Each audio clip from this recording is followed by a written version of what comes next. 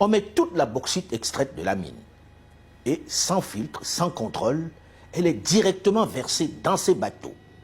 Personne n'est capable de dire la quantité et la qualité de ce qui a été extrait du sous-sol guinéen. Ces bateaux prennent aussitôt la mer.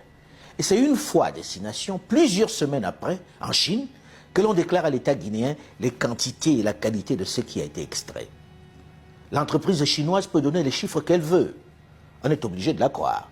Personne n'a le moyen de contrôler si elle a dit la vérité ou pas. Vous conviendrez avec moi, ça s'apparente quand même à un braquage en règle, avec le consentement de la victime peut-être, mais braquage quand même. On ne peut pas dire que ce soit sain, que ce soit une méthode orthodoxe. Et ça dure depuis des décennies. Et vous êtes loin d'avoir vu le plus grave.